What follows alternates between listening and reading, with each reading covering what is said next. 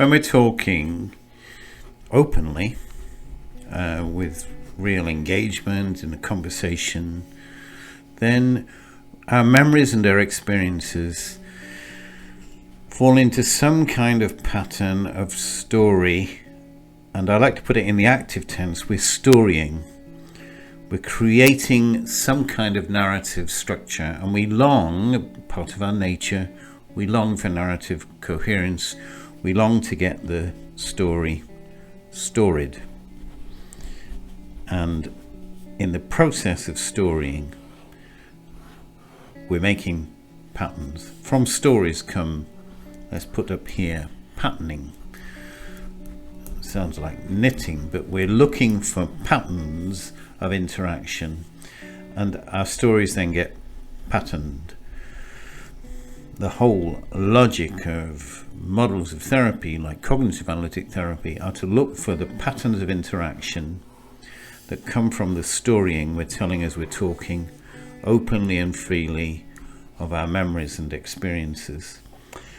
The patterning, as we've seen elsewhere, can be kind of open or closed.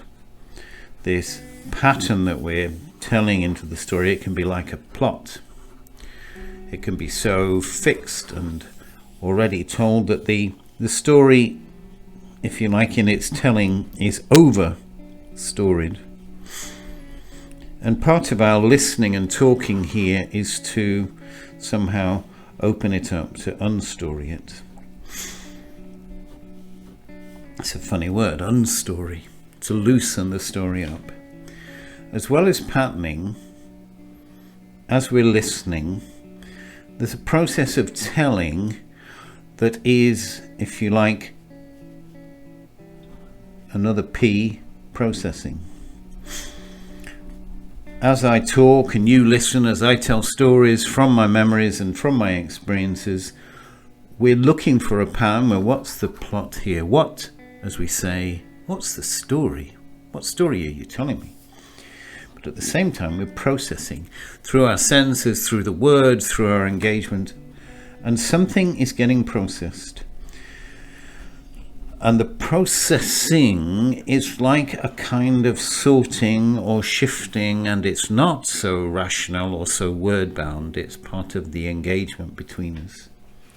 And in the processing and patterning, there's something which we borrow from the great Russian psychologist of the 1920s and early 30s, Lev Vygotsky, which is we're trying to scaffold. We're hoping that the patterning from the storying, the plot, if you like, is opening up enough to allow us to hear the processing that's going on. It's not just how the story is being told, but the experience of telling and retelling.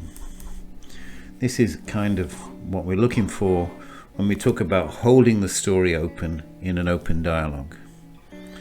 Patterns from stories give shape, hold and scaffold the process of experiencing the story, of re-experiencing the memories. When we're working in reflective practice or when we're working in therapy, we're looking for patterns that allow us to loosen up and unstory, often overstoried stories.